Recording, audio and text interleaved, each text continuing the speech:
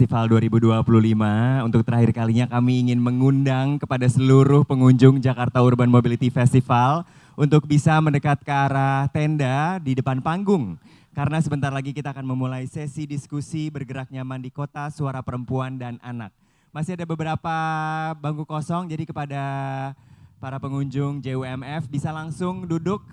Tidak perlu registrasi, langsung datang saja, masuk, duduk, cari tempat duduk yang kosong. Sebentar lagi sesi diskusi akan kita mulai. Oh, untuk kakak-kakak yang juga sudah duduk di bawah tenda mungkin bisa agak bergerak maju. Masih banyak tempat duduk yang kosong karena kita ini akan obrolan santai, lebih intim, lebih nyaman kalau misalnya berdekatan ya. Jadi kalau misalnya ada yang di belakang-belakang supaya lebih terlihat bisa maju ke depan nih. Di sini masih ada beberapa tempat yang kosong. Terima kasih.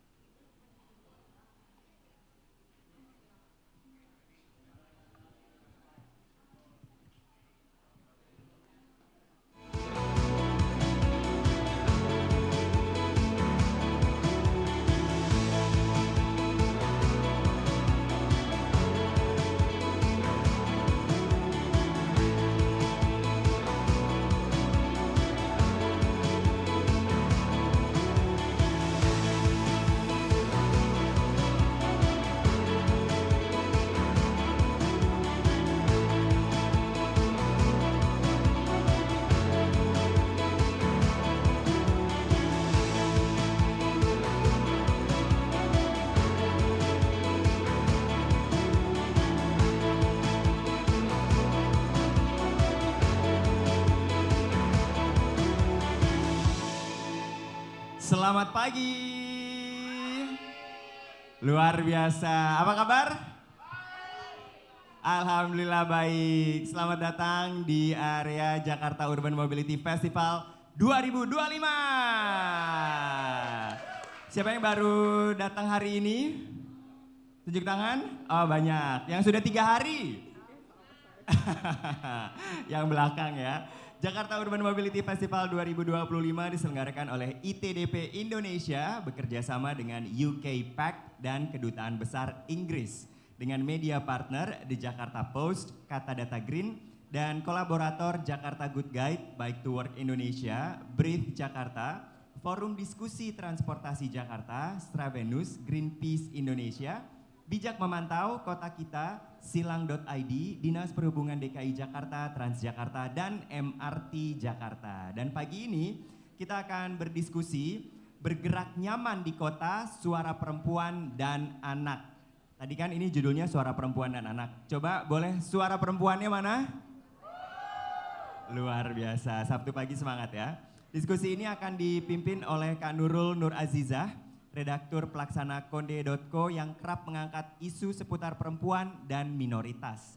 Kini juga bergiat di Aliansi Jurnalis Independen AJI Indonesia pada divisi gender, anak, dan kelompok marginal.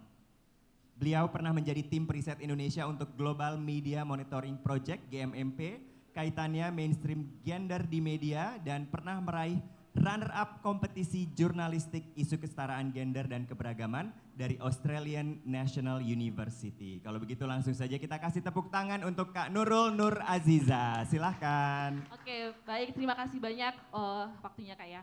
Oke, selamat pagi semuanya. Semangat kan ya, meskipun weekend gitu, lagi enak rebahan atau scrolling TikTok, scrolling sosmed, tapi teman-teman hebat banget masih semangat buat terus belajar, diskusi dan juga berjejaring ya. Mau dengar dulu dong semangat dari teman-teman JUMF, teman-teman perempuan, mana semangatnya? Oke, baik. Oke, teman-teman, kita pada pagi hari ini ya akan berbincang dan juga ngobrol gitu tentang bergerak nyaman di kota, suara perempuan dan anak.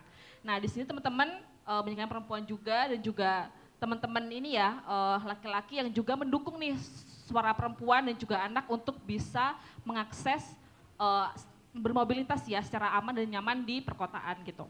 Nah, kenapa ini penting gitu ya, bahwa kita tahu mobilitas itu bukan cuma soal ini ya, infrastruktur saja ya, tapi juga bagaimana ini bisa adil, bisa inklusif, dan juga bisa merata untuk semua orang, termasuk perempuan dan juga anak gitu, dan disabilitas. Nah, cuman teman-teman di sini ya, perempuan, anak, disabilitas, dan kelompok rentan lainnya gitu masih mempunyai banyak hambatan gitu yang nggak terlihat gitu ya. Ada yang aksesnya tuh masih susah gitu untuk menjangkau transportasi publik ataupun ruang kota yang aman nyaman. Lalu juga mereka masih mengalami gitu ancaman pelecehan seksual misalnya. Kemudian juga ada bayangan desain kota yang masih belum inklusif gitu. Nah, kita akan ngobrol bareng para narasumber di sini, para Kartini, para perempuan, dan kita akan mendengarkan gitu suara-suara mereka dan perjuangan juga ya, perjuangan untuk bisa bukan hanya berbicara dengan suaranya gitu, tapi juga untuk para ini ya inisiator juga untuk bisa mengadvokasi juga untuk para perempuan dan juga kelompok rentan lainnya itu bisa bersuara dan juga bisa mengakses ruang kota dan juga transportasi publik juga yang aman dan juga inklusif gitu. Nah, saya akan membacakan terlebih dahulu ya, maksudnya mengenalkan teman-teman terlebih dahulu siapa aja sih para perempuan hebat yang ada di sini gitu. Dari sebelah kanan saya ya, ini ada Kak Anissa Rahmania, dia dari teman disabilitas. Kak Anissa ini merupakan seorang disabilitas tuli yang aktif mengadvokasi inklusivitas dan juga aksesibilitas, utamanya soal sarana prasarana perhubungan yang ramah terhadap kelompok rentan. Beri dulu dong, semangat dulu dong, applause buat Kak Anissa Rahmania ya. Oke, baik. Nah, di samping Kak Anissa ini ada Ibu Mayang. Ibu Mayang Sari, beliau merupakan Direktur Keuangan, Sumber Daya Manusia dan juga Umum di Transjakarta. Tepuk tangan dulu dong buat Ibu Mayang Sari. Ini sosok juga, maksudnya kita tahu bahwa perempuan itu kan punya banyak tantangan ya, ketika misalnya di pucuk pimpinan itu juga ada glass ceiling atau gelas-gelas kaca untuk memecahkan bisa naik ke jabatan yang tinggi itu juga butuh perjuangan. Nah ini Bu Mayang Sari membuktikan bahwa perempuan juga bisa memimpin loh, bisa membawa perubahan terhadap kebijakan. Nah nanti kita bisa ngobrol sama Bu Mayang Sari juga. Kemudian di sampingnya ada Mbak Putih Puar. Beliau merupakan founder Bu Ibu Bijak, seorang ibu, ilustrator, penulis dan juga pendiri komunitas Bu Ibu Baca yang berfokus pada pemberdayaan perempuan melalui literasi, termasuk juga soal isu aksi iklim juga gitu ya. Tepuk tangan dulu dong buat Mbak Putih Puar ya. Kemudian di sampingnya ada Mbak Melani ya, Mbak Melani Alfianti Sumaryata dari Kota Kita. Nah, beliau merupakan urban designer dan juga program officer untuk urban inclusivity tim di Kota Kita. Dia Mbak Melani ini juga merupakan salah satu penggerak juga gitu di Streets for Kids di Solo atau Surakarta. Nanti kita akan belajar banyak nih untuk ini bagaimana sih sebenarnya untuk menciptakan ruang kota itu yang ramah pada anak, pada perempuan, pada kelompok rentan gitu. Nah, bukan cuma soal transumnya aja ya yang harus aman dan juga ramah pada perempuan dan juga anak gitu, tapi juga ruang kotanya, ekosistemnya, pendukungnya gitu. Kemudian di sebelah ujung ada Mbak Deliani Siregar dari ITDP Indonesia.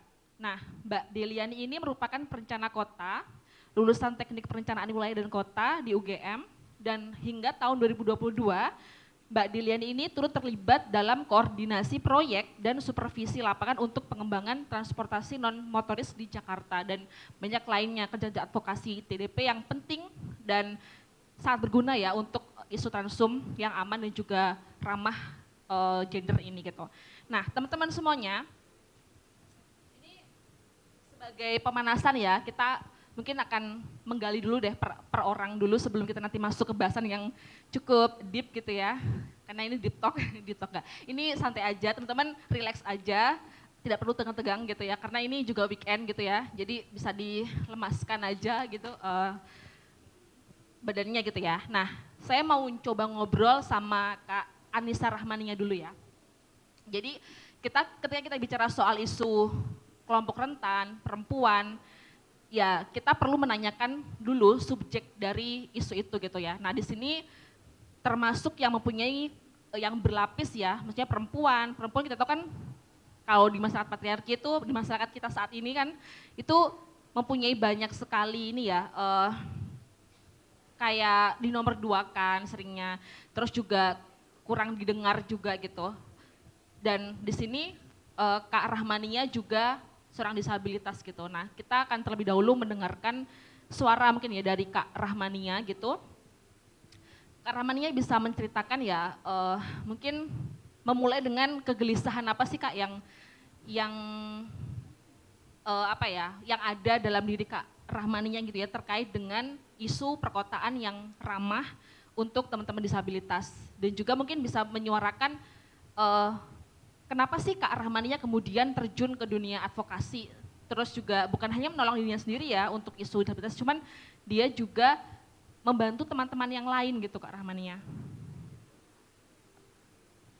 Nanti akan dibantu sama Kak Opi ya untuk menerjemahkan dengan bahasa. Assalamualaikum warahmatullahi wabarakatuh. Perkenalkan, nama saya Nia, nama isyarat saya seperti ini. Saya sedikit cerita ke zaman dahulu, saya lulusan desain komunikasi visual. Saya lulusan dari visual Universitas Trisakti. Selanjutnya saya masuk di Kementerian Perhubungan. Dari sekolah sampai kerja saya selalu naik transportasi umum atau pengguna transportasi umum, yaitu Transjakarta. Dulu Transjakarta tuh belum memiliki akses, artinya aksesnya kurang yang saya dapati. Lanjut mulai ada peningkatan sedikit demi sedikit, tapi balik lagi. Sampai sekarang Jakarta tuh sebetulnya kota yang sangat padat seperti itu. Kalau di jam sibuk tuh cukup ramai pengguna Transjakarta dan otomatis mempengaruhi akses atau fasilitas transportasi sudah lengkap. Akan tetapi waktu sibuk itu mempengaruhi, jadi menghambat komunikasi saya seperti itu. Lalu ketika ramai saya sulit untuk minta tolong ke petugas seperti itu karena petugas sendiri pun sibuk di jam kerja. Apalagi perempuan dengan disabilitas tuli otomatis kan mau tanya ke petugas tuh menunggu dulu karena kan sama seperti itu kan. Jadi tuh harus tanyanya ke siapa dulu kayak gitu. Karena kan disabilitas tuli tidak secara fisik tidak terlihat seperti itu. Sama seperti orang-orang umumnya. Dan petugas di Transjakarta pun belum bisa berbahasa isyarat, jadi bingung. Plus tambah menyulitkan kami lagi sebagai disabilitas tuli khususnya. Lalu disabilitas yang bervariasi, disabilitas yang beragam pun juga gampang untuk dilihat. Contohnya dengan disabilitas tunanetra, kursi roda, itu kan gampang. Petugas tuh gampang lihat, oh disabilitas. Tapi untuk teman-teman disabilitas tuli, intelektual atau mental, sebetulnya fisiknya tidak terlihat dan otomatis dalam situasi keramaian juga emang itu disabilitas ya seperti itu.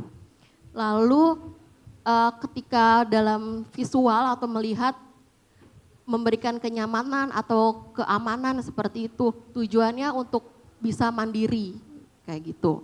Lalu yang kedua adalah terkait tentang komunikasi yang cukup terhambat antara ketika korban pelecehan seksual disabilitas ingin melapor atau terkena seksual seperti itu, pelecehan seksual, lapornya ke siapa, dan rata-rata tuh teman-teman disabilitas tuli itu SDM atau komunikasi bahasanya cukup rendah ya kayak gitu.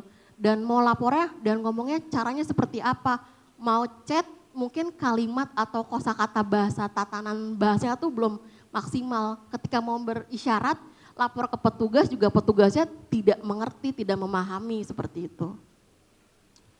Itu dulu sih Kak. Oke baik, terima kasih Kak Anissa ya. Mungkin Bu Mayang bisa menanggapi dulu ya terkait dengan pengalaman yang dialami oleh langsung oleh Kak Anissa ya terkait dengan pengalaman bertransum Transjakarta ya Ibu Mayang. Ya.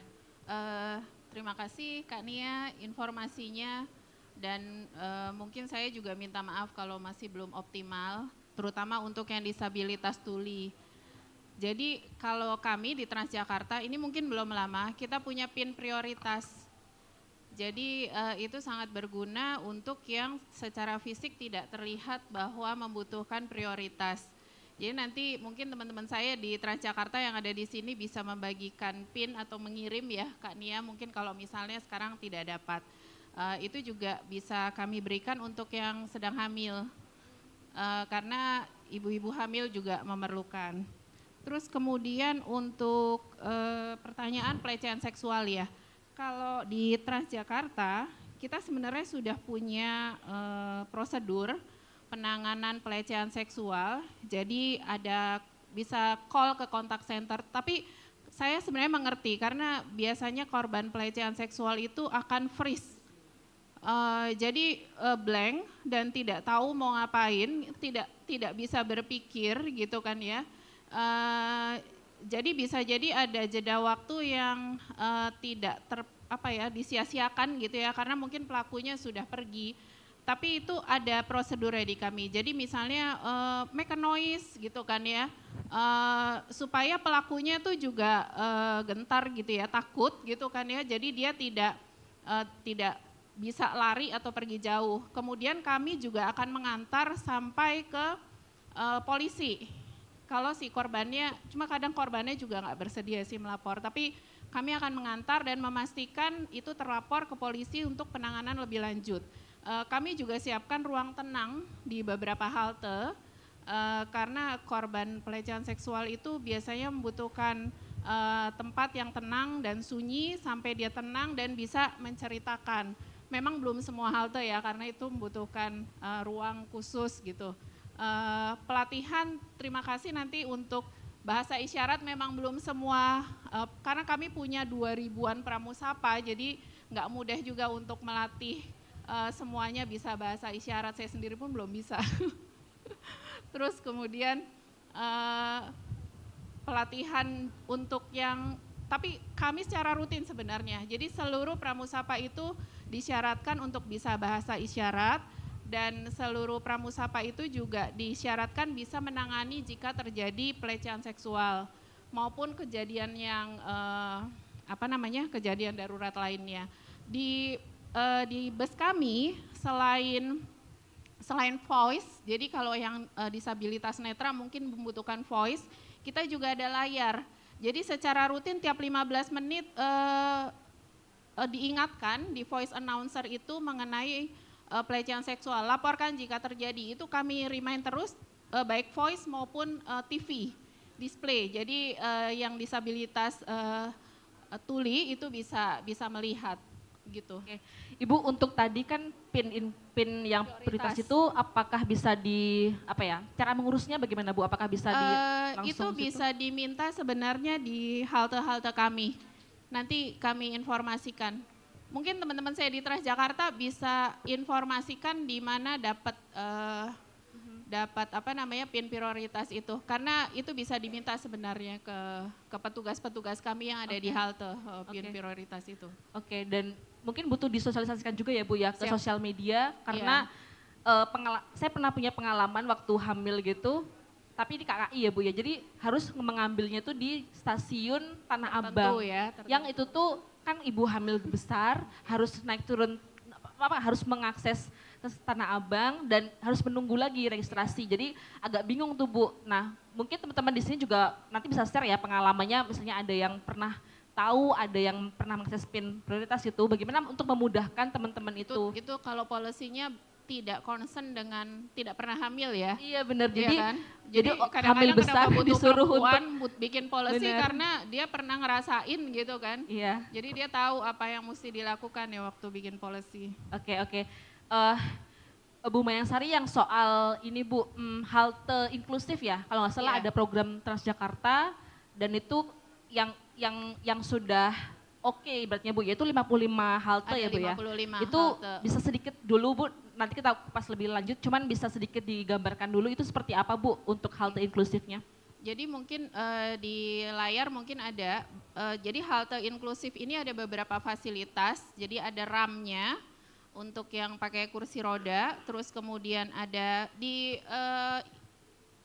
layar informasi kami, papan informasi kami, kita biasanya bilangnya PIS, itu ada braille, ada sign braille juga. Ini mungkin yang pertama karena di transportasi lainnya itu tidak ada.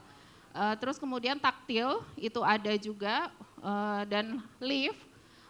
Walaupun minta maaf kalau mungkin liftnya kadang tidak jalan, tapi kami berusaha karena tidak mudah membuat lift di halte-halte Transjakarta karena posisinya di luar. Jadi lift itu kebanyakan dibuat untuk di dalam ruangan sehingga lift kami sering rusak. Jadi itu yang bikin mungkin ada beberapa lift butuh maintenance yang lebih. Dan pada saat tapping itu ada siku penanda saat tapping, jadi bisa diraba kalau untuk yang tunanetra. Dan juga ada toilet yang ramah disabilitas, walaupun tidak semua halte ada di 55, dan ada ruang khusus kursi roda. Setiap akses jalannya di halte Transjakarta itu diukur pakai standar internasional, bisa dilewati oleh kursi roda, jadi sekitar harus 110 cm kalau nggak salah aksesnya itu. Kemudian di LED ada LED text dan ada LED voice. Itu untuk yang baik di bus, di sarana kami di bus maupun di halte, itu untuk yang prasarana. Ada 55, untuk mungkin saya tambahkan lagi ya, kalau di dalam bus itu ada kursi prioritas juga, baik yang untuk lansia, ibu hamil maupun yang pengguna kursi roda dan disabilitas, dan juga untuk perempuan itu ada section di depan, itu khusus perempuan dan laki-laki nggak boleh di situ. Untuk yang bus low entry yang di bawah, yang non BRT, bukan yang di koridor yang ada halte di tengah-tengah, itu ada RAM-nya juga. Kami juga punya Transjakarta Cares, itu bisa dipanggil baik untuk disabilitas maupun lansia. Jadi kami akan mengantar misalnya ke halte terdekat, kami akan mengantar ke rumah sakit, ke rumah ibadah, itu bisa dipanggil dan itu gratis. Kemudian ada juga pramusapa yang kami latih. PIN prioritas juga nanti kami informasikan ya, bisa diambil di mana, tapi kami sediakan itu PIN prioritas, baik yang warna biru untuk yang dapat kursi maupun nanti warna putih. Karena saya kemarin juga lagi membagikan susu hamil, ibu hamil, saya mengenali mana yang hamil dari PIN prioritas itu di halte. Oke baik, kita simpan dulu ya, ini penting banget juga info dari Ibu Mayang ya terkait dengan kebijakan dan juga apa sih upaya-upaya dan juga strategi gitu untuk bisa menjadikan Transjakarta tuh lebih inklusif dan juga berperspektif gender gitu ya. Nah kemudian lanjut ke Mbak Delia ya.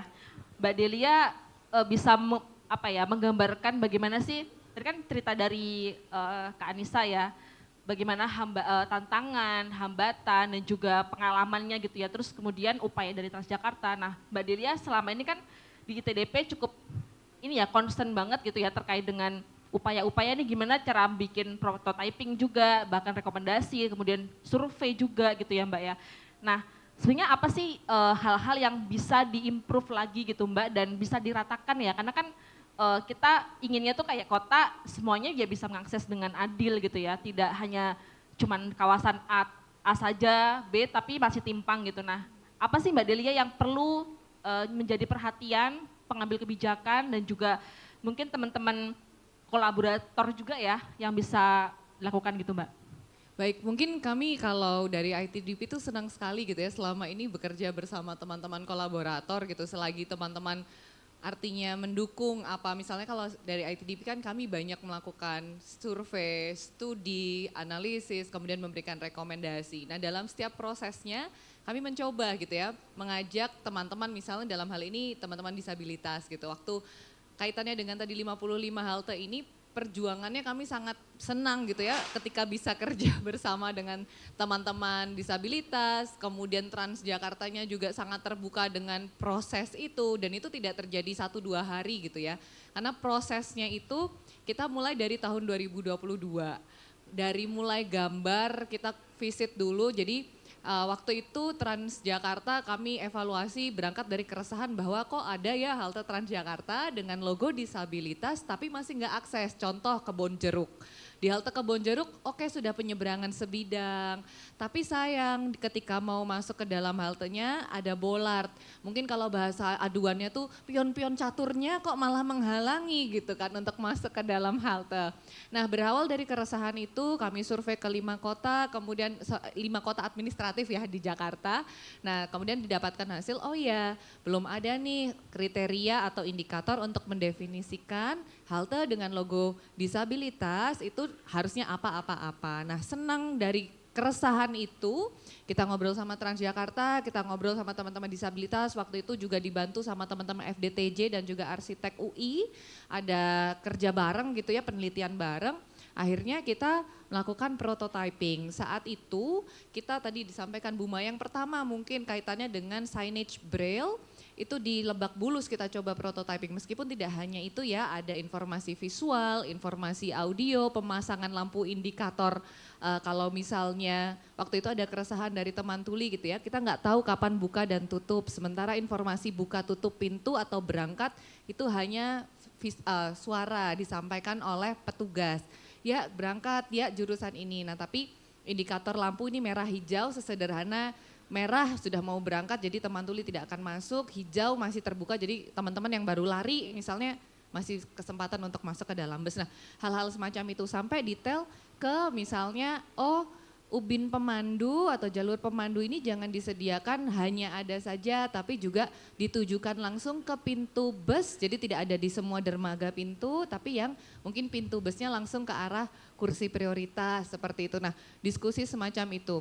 Di 2022 waktu itu kami sampaikan rekomendasinya setelah diuji bareng sama teman-teman disabilitas, kemudian di tahun 2023 Transjakarta uji coba di 13 halte, di 2024 berkembang sampai tadi ke 55 halte.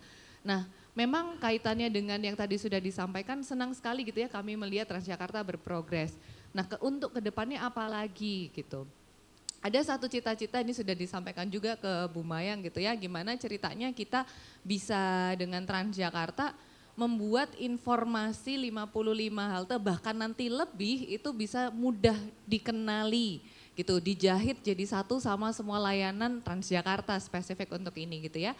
Nah kaitannya dengan hal itu kita tuh sampai punya cita-cita gimana ya kalau nanti di masa mendatang kita buat peta yuk Bu gitu kan yang menggambarkan sebenarnya halte-halte Transjakarta dengan logo disabilitas yang indikatornya tadi jelasnya sudah dipaparkan, mungkin teman-teman juga lihat di layar gitu ya, sudah ada RAM dan sebagainya. Itu tuh tersebar di mana? Nanti dijahit dengan layanan Transcare. Jadi Transjakarta Cares nanti melayani untuk menuju ke halte-halte tersebut. Artinya ini semua jadi satu kesatuan karena diskusi yang lain ada concern juga teman-teman disabilitas keterbatasan unit armada dari Transcare gitu. Nah itu jadi inginnya jahitannya seperti itu gitu. Dan ke depan dari ITDP itu yang terbaru kita juga sebenarnya melakukan studi dampak.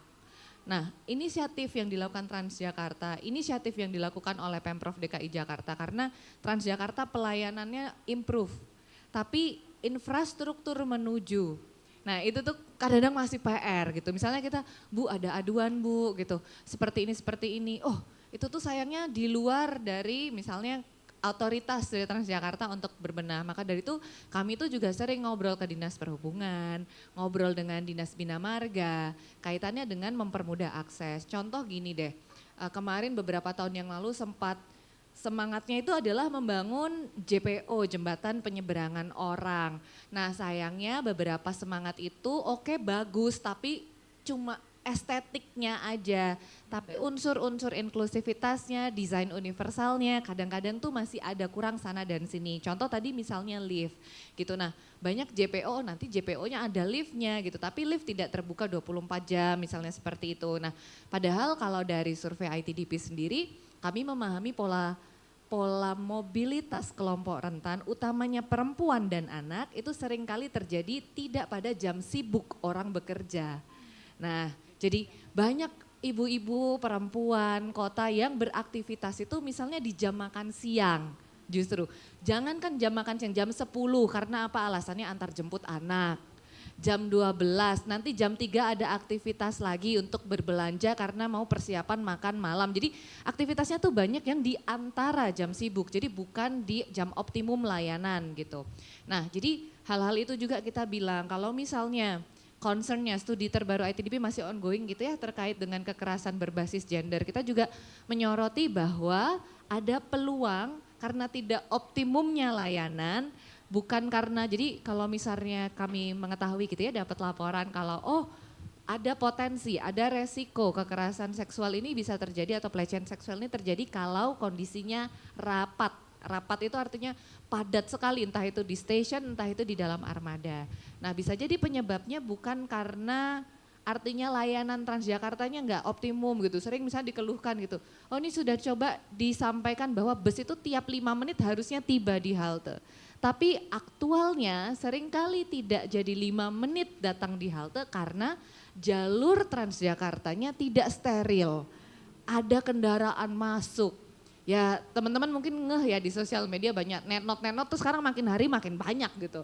Nah nggak usah nenot-nenot aja itu banyak gitu yang udah masuk ke jalur Transjakarta yang menyebabkan akhirnya bus itu datang terlambat. Bus datang terlambat di halte jadi penuh, di busnya makin penuh karena begitu bus datang yang satu langsung semua kepengen masuk kan gitu. Jadi banyak hal, nah nanti ditujukan, dilanjutkan dengan makanya ada strategi manajemen kebutuhan lalu lintas. Kaitannya dengan bagaimana ada upaya dari pemerintah Jakarta yang kita dukung untuk bisa mendorong pengurangan penggunaan transportasi bermotor pribadi. Sehingga ekspektasinya ada perpindahan untuk penggunaan kendaraan umum pribadi. Meskipun catatannya harus dibarengi dengan penyediaan layanan transportasi yang lebih andal dan juga lebih inklusif. Oke, dan itu harus ada integrasi ya berarti dan Betul. kolaborasi dari berbagai macam stakeholder ya Betul. Mbak ya. Oke, dan kalau di Jabodetabek kan kalau nggak salah di Jakarta lah ya, itu kan ada beberapa lembaga yang kadang-kadang tumpang tindih tuh dalam pengelolaan transportasi umumnya, publiknya gitu. Nah sebenarnya PR yang masih menjadi, ini mestinya bisa diatasi kalau koordinasinya tuh ini gitu Mbak. Nah itu apakah itu juga jadi rekomendasi juga gitu untuk pemerintah? Benar sih, jadi kami belajar sebenarnya dari beberapa tahun yang lalu pernah ada contoh baik di 2018 sampai 2019 kurang lebih gitu ya, di mana waktu itu Jakarta tuh punya namanya tim KSD gitu. Untuk strategi, saya lupa hanya kegiatan strategis daerah kurang lebih mungkin seperti itu, di mana timnya ini tuh benar-benar terpusat waktu itu di Dinas Bina Marga. Jadi Dinas Bina Marga sebagai penyedia infrastruktur inklusifnya. Nah yang menarik misalnya Dinas Bina Marga bikin perencanaan trotoar di sini. Sebelumnya nanti kalau DLH punya perencanaan penempatan taman baru atau misalnya dari dinas yang menyediakan listriknya atau penerangan umumnya itu kadang-kadang nggak satu padu gitu. Jadi misalnya saya bangunnya di kawasan Jatinegara, ternyata anggaran untuk pengisian lampu penerangan umum ini adanya di Rawamangun, jadi nggak match. Nah di tahun 2018-2019 tuh sempat dijadiin kita satu gambar aja semua ngisi di situ ibarat katanya seperti itu. Nah itu sayangnya karena COVID sempat ada shift, jadi nggak jalan lagi itu inisiatif baik itu. Nah kami harapkan sebenarnya lewat nanti di peraturan yang baru yang coba digarap bersama, itu ada leading sektornya. Misalnya kalau di transportasi atau kemarin teman-teman kalau datang diskusi di kawasan rendah emisi gitu ya, itu ada satu coba kita kenali misalnya Dinas Perhubungan, oke, sebagai lead agennya atau lead sektornya, tapi nanti didukung oleh DLH misalnya untuk pengukurannya atau didukung oleh Dinas Bina Marga untuk infrastrukturnya, begitu. Oke baik, kita simpan dulu ya, ini menarik juga sih.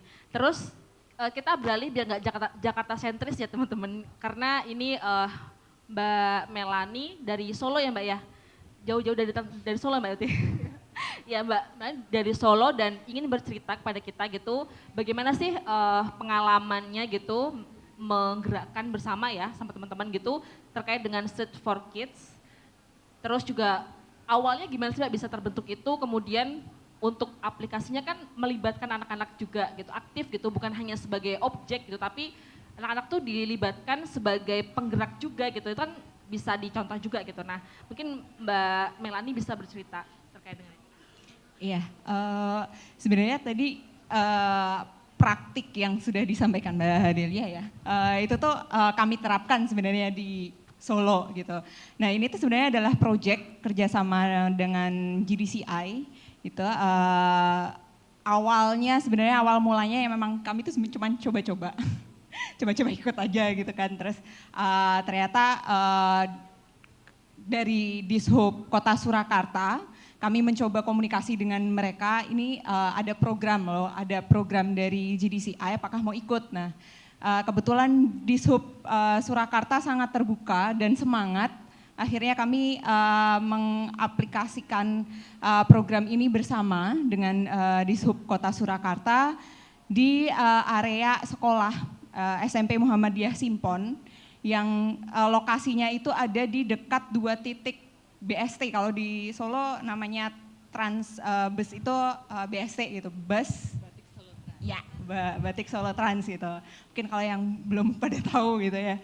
Jadi memang ada 2 halte BST di area sekitar situ yang menurut kami itu adalah potensial karena ternyata anak-anak banyak nih yang naik BST gitu. Tapi kok setelah kami lihat, setelah kami survei, banyak sekali kendala yang mereka hadapi gitu dan masih fasilitasnya itu masih belum mendukung ya.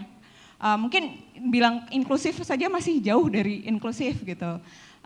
Lalu ketika kami, ya ini salah satu nilai yang sebenarnya kota kita bangun, jadi bagaimana menempatkan mereka pengguna jalan, terutama kalau yang di sini karena anak-anak itu sebagai jantung gitu.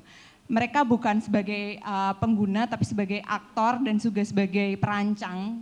Jadi makanya kami melakukan co-design bersama mereka yang sebenarnya mendesain. Jadi walaupun saya seorang urban designer, bukan saya yang mendesain, saya hanya membantu.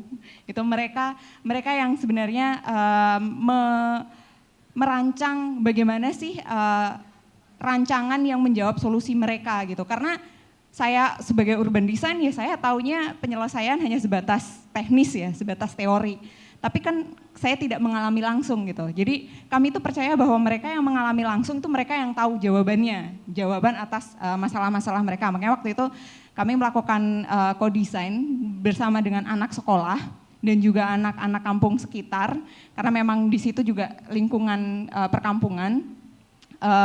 Prosesnya cukup panjang, tadi benar kata Mbak Delia nggak cukup sehari 2 hari, ya. Dan proses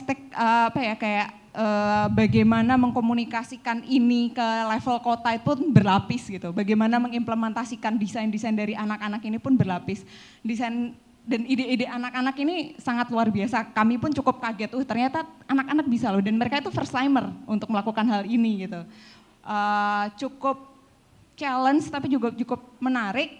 Dan ketika kami melakukan semua kegiatan ini, akhirnya bisa terwujud karena memang banyak kerjasama ya. Antara tidak hanya dari pemerintah dan tidak hanya bersama dengan anak-anak, tapi dari komunitas kami juga menginvolve teman-teman difabel gitu. Kemudian kelompok rentan lainnya seperti lansia, itu kami juga melakukan konsultasi dengan tokoh-tokoh lansia di sekitar gitu. Jadi prosesnya cukup multi ya, cukup layering kayak roti lapis gitu.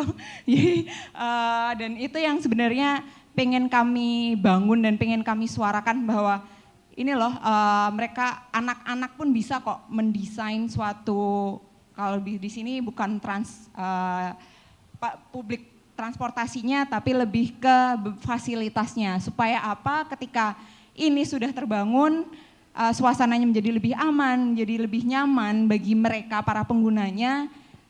Harapannya pejalan kaki itu juga lebih meningkat ya, karena ya tadi sudah terbangun ekosistemnya, akhirnya mereka juga mau nih menggunakan transportasi publik yang ada di sekitar. Itu sih kalau misalnya yang bisa saya sampaikan di awal. Oke, terima kasih Mbak Melani ya. Terus kita akan beralih ke Mbak Putih Puar ya. Ini termasuk ya mengelola jaringan ibu-ibu juga ya Mbak ya, termasuk juga soal literasi ya, terlebih ya, karena nanti kita akan dengar gitu alasannya Mbak Putih apa sih bisa ya meramu kegelisahannya gitu ya menjadi sebuah ide kreasi dengan mengumpulkan para ibu-ibu hebat gitu untuk bisa memulai dampak gitu ya Mbak ya, berinisiatif gitu. Nah Mbak Putih mungkin bisa jelaskan gitu mengapa sih lewat literasi Mbak, terus bisa juga nanti diceritakan buku-bukunya apa aja gitu, dan kenapa kemudian perubahan iklim itu penting gitu, dihubungkan dengan isu nyaman di kota gitu, nyaman mobilitas di kota gitu Mbak. Oke, terima kasih sebelumnya. Tapi itu kayaknya saya pengen ada beberapa tanggapan sih dari tadi saya. Boleh, Seneng silakan. banget ada di tengah-tengah sini gitu ya, karena terus terakhir nih gitu, kirain pertanyaannya yang gampang bener sih. Tapi pengen menanggapi beberapa gitu. Yang pasti gini, menurut saya kalau dari sisi ibu-ibu, karena hari ini saya memakai payung topi ibu-ibu bijak gitu ya, yang ingin mengusahakan kebijakan yang lebih berpihak kepada kebaikan semua gitu ya, perempuan, anak-anak, termasuk bumi gitu ya, tadi kalau kita ngomongin soal iklim gitu. Menurut saya ketika transportasi sistem ya, bukan hanya transportasi publik ya, ketika sistem transportasi publik ini terintegrasi dan ramah disabilitas, dia akan ramah pada ibu-ibu dan anak-anak. Kalau misalnya akan berasa ketika teman-teman jadi ibu-ibu punya bayi bawa stroller, kita pasti yang kita cari tuh ally kita adalah di mana jalur disabilitasnya. Ketika sistemnya udah baik untuk disabilitas, kita jadi nggak ragu nih, oh oke, saya bisa bawa anak saya atau balita saya bepergian tanpa harus punya mobil. Kalau di Indonesia, kita tuh selalu gini, wah mau punya anak, udah siap nih harus punya mobil, ya nggak sih? Apalagi kalau yang kayak saya di Bekasi gitu, Jabodetabek, berani-berani nih nggak punya kendaraan sendiri, mau punya anak gitu, ya nggak sih? Itu selalu yang ada di mindset kita gitu.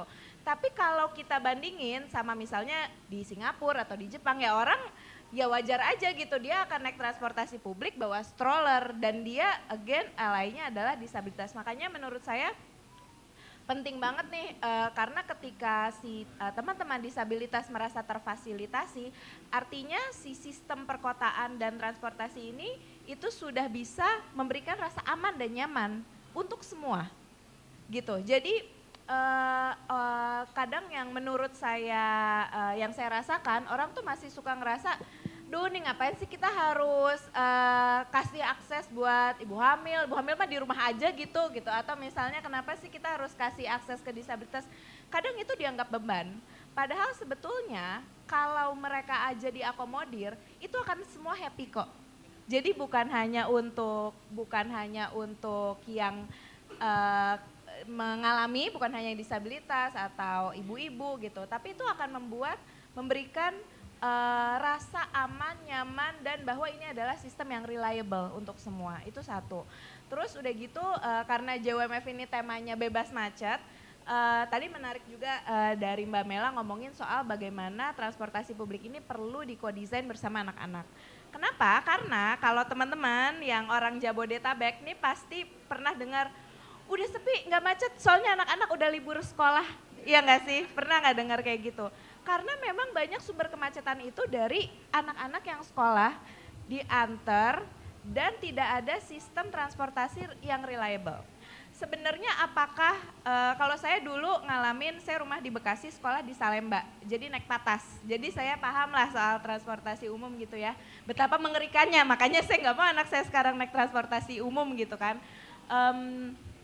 Cuman sebenarnya ketika sistem transportasi umum ini bisa memberikan rasa nyaman dan aman untuk orang tua, seenggaknya gini deh, ini kalau anak saya tiba-tiba nggak bisa dikontak atau hilang, saya mau menghubungi siapa? Ketika ada sistem yang baik dari sisi keamanan, ibu-ibu tuh pasti cari yang lebih murah, ya nggak sih? Ketimbang nyewa sopir, pasti mendingan kalau sistemnya bagus, mendingan anak saya naik transportasi publik. Kan kita ibu-ibu kan senengnya yang hemat. Nah, apalagi kalau misalnya kayak di Bekasi sekarang udah ada LRT, dia kan secara kecepatan tuh bisa diprediksi ya. Secara durasi berapa lama akan nyampe sekolah, nggak telat dan segala macam. Nah, jadi keamanan dan reliability inilah yang kita harapkan bisa seandainya pun sudah diusahakan, terkomunikasikan.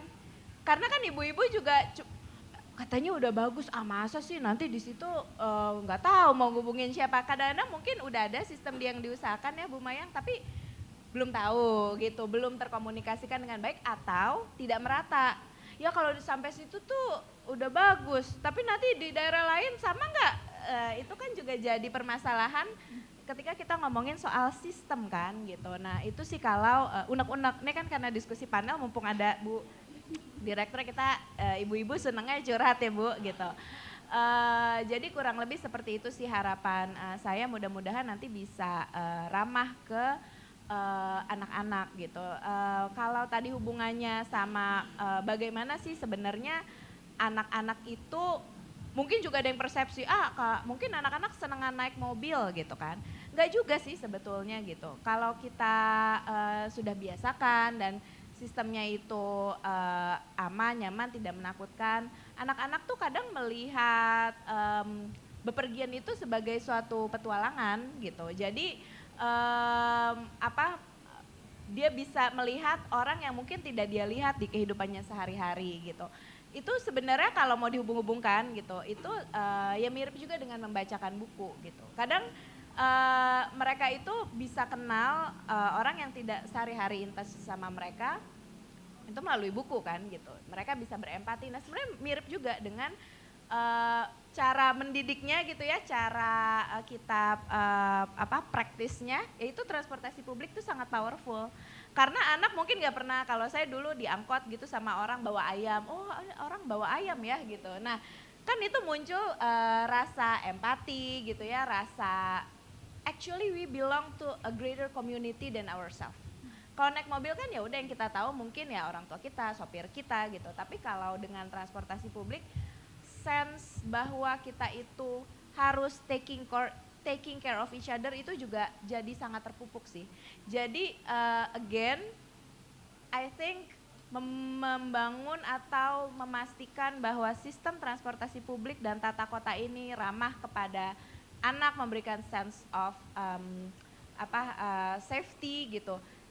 It's a long investment, akan baik buat community juga, untuk well-being community ya, dan juga tentu saja untuk alam gitu. Nah salah satunya ya tadi kita juga bisa bilang bahwa naik public transportation itu ramah lingkungan. Mungkin itu kalau hubungannya sama climate.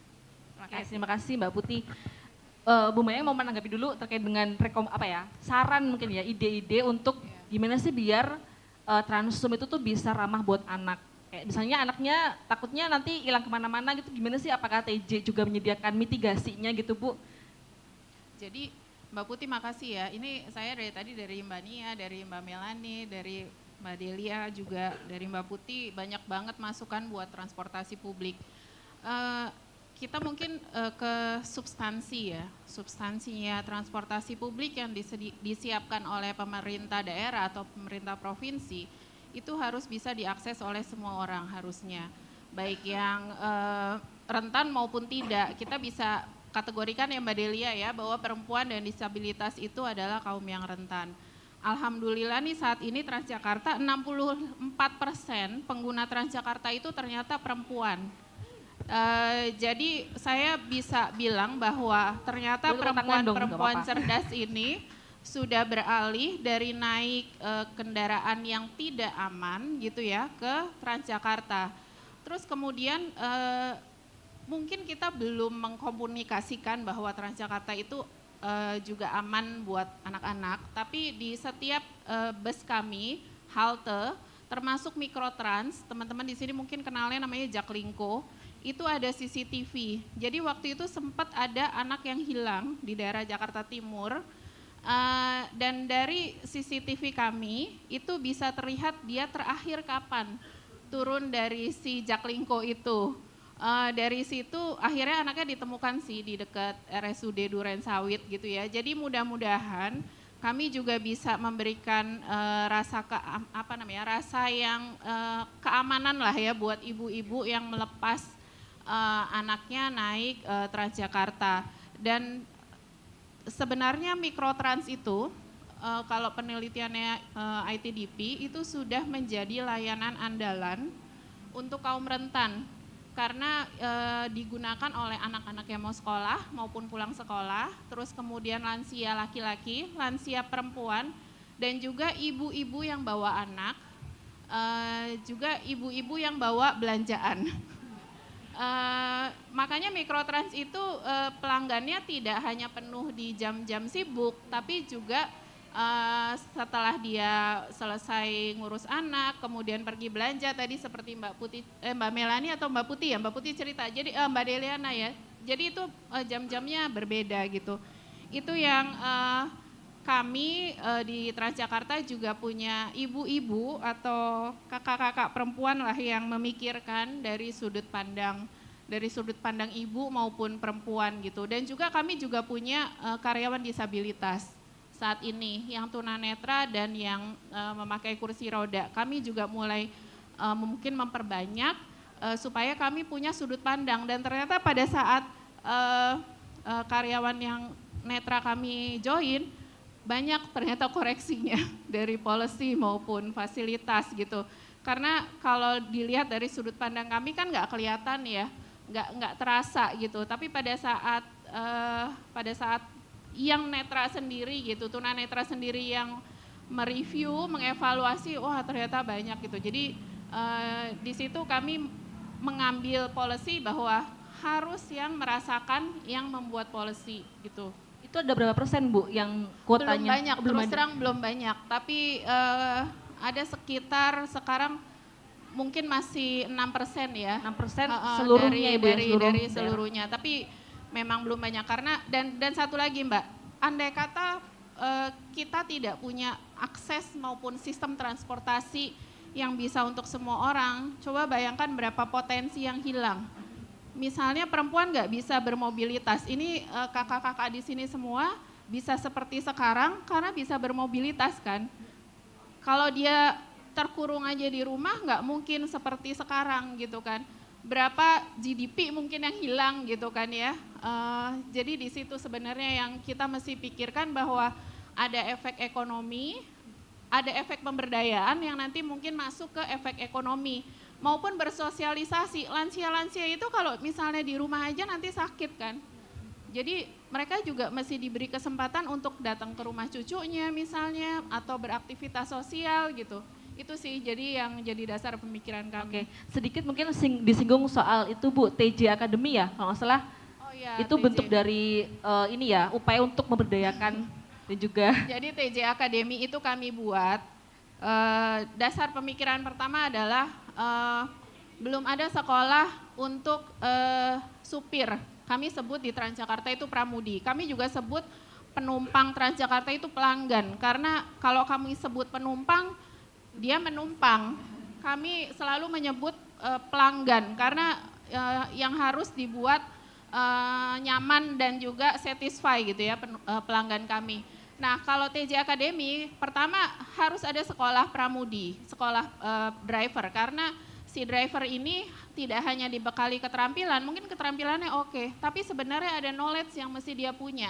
Ada hospitality juga, dia mesti punya rasa hospitality karena dia bawa orang ya. Dan tingkat yang penting juga adalah tingkat kecelakaan di jalan raya itu sebenarnya yang paling tinggi dibanding di udara dan di laut. Jadi kita harus coba mengurangi. Nah, dari segi gender equality, kelas pertama dan kedua kami itu nanti kelas pertama sudah kami dedikasikan untuk perempuan karena komposisi pramudi perempuan kami sekarang baru 2,9%, masih sedikit banget. Kami ada 18 kelas pertama TJ Academy itu bekerja sama juga dengan ITDP karena semua yang kami lakukan kami minta review nih dari ITDP karena nggak mungkin maksudnya kita bikin program tapi ternyata impact-nya tidak ada gitu kan, itu nggak boleh juga gitu. 18 perempuan dan terus terang susah loh, jadi saya mungkin Bapak Ibu yang mungkin ada berminat untuk menjadi pramudi perempuan atau ada saudara atau apa itu kami ada bannernya, di situ tinggal scanning barcode-nya aja. Karena nggak gampang nyari pramudi perempuan Mbak ternyata. Jadi itu yang kami inginnya 30%, tapi harus persisten ya, masih jauh banget. Masih jauh banget. Cita-citanya Pak Sutioso waktu bikin Transjakarta di tahun 2004, itu harusnya 30%. Itu masih jauh banget dan saya ada GM-nya Pak Fadil untuk Transjakarta Academy. Mudah-mudahan nanti bisa kita kejar secepatnya yang 30% itu. Dan penghasilannya sebenarnya lumayan loh. penghasilannya lumayan, bisa 2,4 kalinya UMP. Jadi untuk ibu-ibu yang mungkin anaknya udah agak besar, butuh penghasilan, mau bersedia untuk berkendara dan juga sebenarnya cukup aman gitu kan ya, karena di depan mukanya Pramudi itu juga sebenarnya ada ADAS kita bilang ya. Kalau ngantuk di remind, kalau nggak pakai seatbelt di remind gitu. Jadi mereka juga sebenarnya terkontrol gitu Mbak untuk TJ Academy. Mungkin butuh dukungan juga dari ITDP dan juga semua penduduk Jakarta nih untuk Transjakarta Academy. Oke, terima kasih Bu Supaya Maya. nggak diledekin terus ya Bu. Mak kan dibilang sen kiri belok kanan. Oh iya, benar. Mungkin dengan banyaknya ini Ditingkatkan keterampilannya ya. wah, Bisa oleh mendobrak dia mitos aja juga ya. dibawa, apalagi Mio gitu. Dan kemudian tingkat kecelakaannya pramudi perempuan itu mendekati 0. Iya. Jadi Justru mereka ya, lebih justru hati-hati gitu. Oke. Oh. Jadi ini mendobrak stigma bahwa ya ibu-ibu tuh pasti ngaco berkendaranya tuh nggak terbukti gitu ya. Nah, Kak Anissa mau berpendapat dulu, silakan Kak. Ya, di sini saya hadir sebagai perwakilan dari Silang ID kebetulan dan sosial seperti itu, lembaga sosial yang memiliki tujuan untuk membangun lingkungan yang saling berkontribusi dan berhubungan serta mendukung inklusivitas serta akses untuk teman-teman tuli seperti itu. Teman-teman tuli itu memiliki sebetulnya kelompok minoritas, lalu mau memberikan masukan untuk Ibu Mayang sebetulnya kalau ketika ada kasus pelecehan seksual untuk membuat laporan itu petugasnya belum siap, lalu Silang ID bisa menawarkan solusi seperti itu. Ya. Contohnya membuat aplikasi. Silang itu membuat aplikasi digital yang namanya Silang Interpreter Video Call. Jadi dengan sistem video call, juru bahasa isyarat akan membantu menjembatani komunikasi antara si pelapor teman tuli yang membutuhkan akses dengan petugas layanan di itu, artinya memberikan solusi yang terbaik seperti itu. Berharapnya Bu Mayang bisa berkolaborasi dengan Silang ID seperti itu Ibu. Wah. Tepuk tangan dong. Bu. Ya, jadi dari forum ini bisa ada kolaborasi lebih Ya, lanjut. terima kasih Mbak Nia. Ini mungkin bisa kita tawarkan untuk mereview. Jadi kami di Transjakarta tuh punya apps namanya TJ.2 Transjakarta. Di situ itu sebenarnya ada bisa ngeklik namanya laporan. Jadi kalau misalnya ada laporan barang hilang, ada kinerja pramusapa yang judes gitu ya misalnya, terus kemudian transaksi tapping nggak berhasil, terus pelecehan seksual, nanti ada pilihannya yang mana, di bus nomor berapa atau jak nomor berapa untuk yang Jaklingko dan di mana kejadiannya itu. Nanti mungkin kami minta Mbak Nia review apps kami, jadi supaya nanti bisa terintegrasi yang memang ramah untuk disabilitas tuli ya. Sebetulnya informasi sedikit tentang list laporan seperti pertanyaan, beberapa butir pertanyaan itu rata-rata seperti SDM atau bahasa teman tuli itu memandangnya tuh seperti miskom, takutnya seperti itu, ada tatanan bahasanya yang kadang-kadang miskom seperti itu. Mungkin lebih bisa Transjakarta berkolaborasi dengan Silang untuk mungkin dari butiran pertanyaan itu dibuatkan video isyarat, artinya ada penjelasan seperti itu Bu. Dengan menggunakan bahasa isyarat secara visual, ya betul. Visual, ya, siap. Artinya agar teman tuli itu lebih paham tidak hanya bahasa tulisan tapi bahasa isyarat seperti itu. Mungkin kami bisa bikin link untuk yang disabilitas tuli ya di apps-nya kami ini. Nanti mungkin teman-teman bisa coba download ya. Kami saat ini ada sekitar 700-an ribu yang sudah download. Karena di situ itu sudah seperti Google Maps, jadi mau kemana, naik Transjakarta mana, laporan, beli tiket Open Top Tour juga bisa di situ. Mungkin tahu ada Open Top Tour yang dari Ratu Plaza ke Bundaran HI. Tapi makasih Mbak Nia, nanti memang dari sudut pandang disabilitas itu sangat kami perlukan untuk meningkatkan ya pelayanan kami untuk yang disabilitas. Nanti kita tukeran telepon ya Mbak. Oke, baik, bisa nanti berkolaborasi ya. Nah, saya sudah di reminder untuk waktunya teman-teman ini, karena ini suara perempuan dan juga anak, dan teman-teman juga bisa bersuara juga gitu, menyumbangkan suara, bercerita juga boleh, ataupun bertanya kepada teman-teman narsum di depan gitu ya. Saya buka satu sesi pertanyaan dulu, 3 pertanyaan, silahkan siapa yang mau bertanya. Kakak yang kerudung hitam, 1 lagi, 2 lagi, 2 lagi. Ya, Mas. Yang ketiga, kakak yang baju putih ya. Oke, silahkan kepada kakak kerudung hitam ya. Bisa diperkenalkan namanya, terus mungkin asalnya atau sekolah mana gitu, boleh.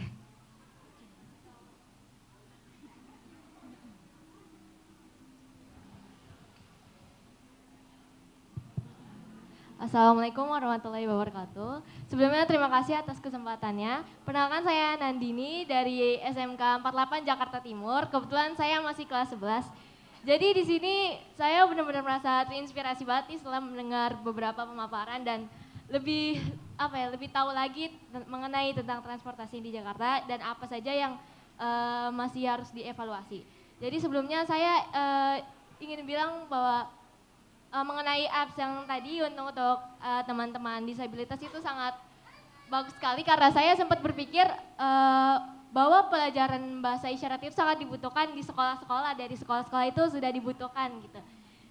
Ya, jadi saya merasa ngerasa tenang juga karena ternyata ada juga aplikasi yang membantu teman-teman disabilitas kita. Lalu juga saya ingin bertanya mengenai bagaimana kedepannya untuk transportasi perempuan dan anak itu di 2026 karena kebetulan saya 6 bulan terakhir membuat 5 buku mengenai pendidikan transportasi untuk anak melalui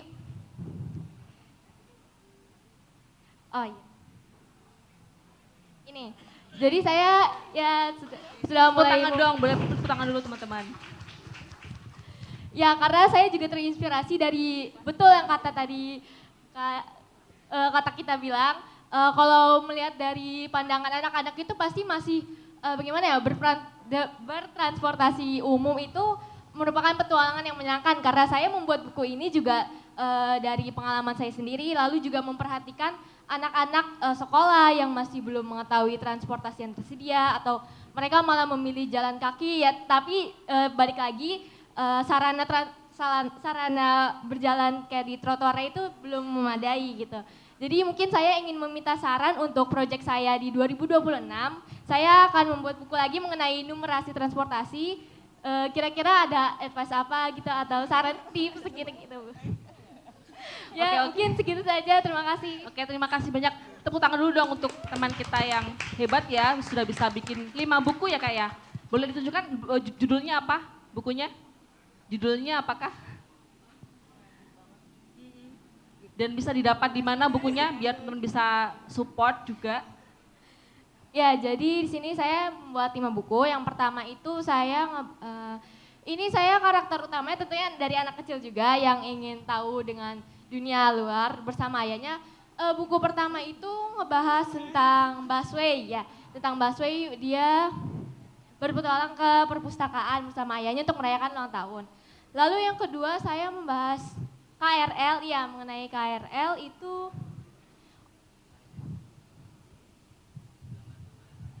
ya mengenai petunjuk gambar-gambar yang di KRL kayak larangannya apa, peraturannya apa gitu. Terus lalu juga membahas JPO juga karena biasanya kan anak-anak masih suka nyebrang yang nggak ada JPO-nya kan. Ya lalu yang buku ketiga itu mengenai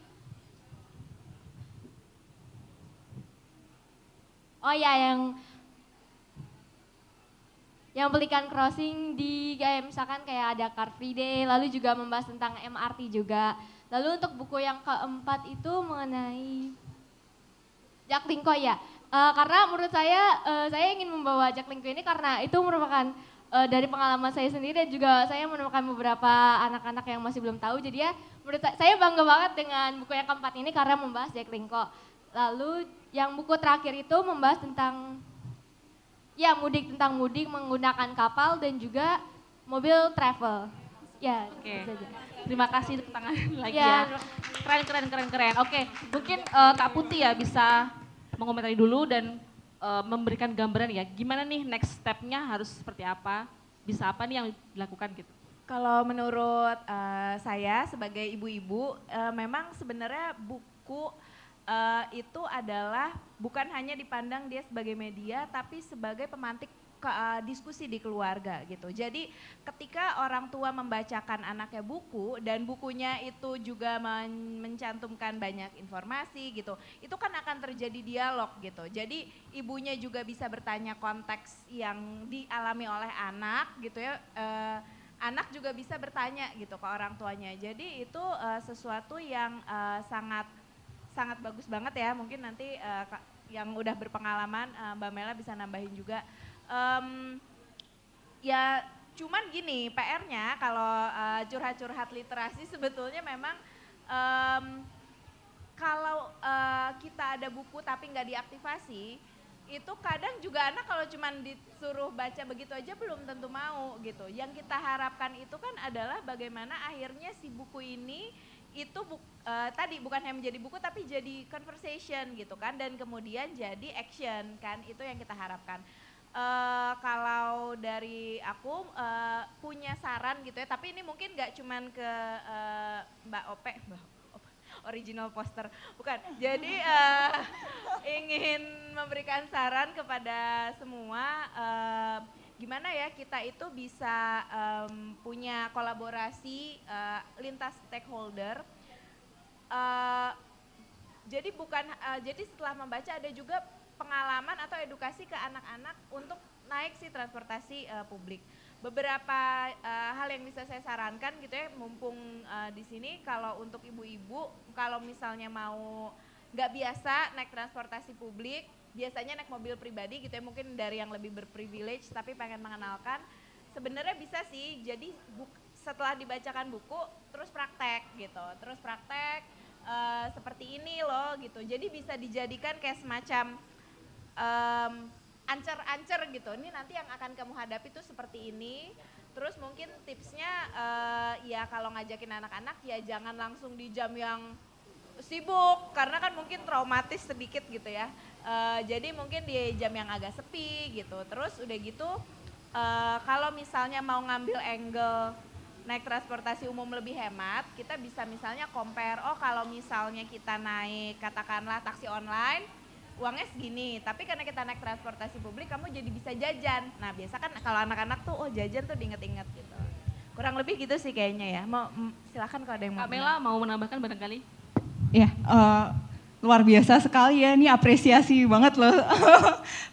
Sungguh sangat kreatif dan mungkin nggak banyak yang seperti ini ya.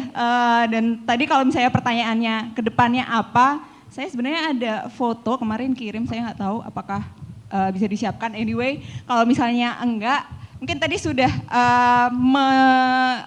memaparkan tentang transportasi publiknya. Sebenarnya kalau di kami kota kita itu ada nanti kalau mau lihat ada yang namanya Sukarya di sana, ada desain rancangan anak-anak. Mungkin ke depannya bisa membahas gimana sih desain atau rancangan ruang jalan yang aman dan menyenangkan. Karena nggak cukup nih kalau buat anak-anak tuh aman doang tuh nggak cukup nih. Karena kemarin tuh kalau boleh cerita sedikit di Simpon Solo itu anak-anak banyak nih yang minta mural. Kak jalannya di mural dong. Ya, itu kami lakukan juga di Solo. Jadi lebih berwarna ya, dan dengan warna itu sebenarnya juga menyampaikan bahwa ini jalan nggak cuman untuk pengendara motor, tetapi untuk anak-anak pejalan kaki, sehingga mereka lebih aware nih. Oh kalau jalan di sini harus hati-hati, nggak boleh kencang-kencang, karena banyak kemarin yang mengeluhkan itu padahal jalan lingkungan nih, bukan jalan gede gitu.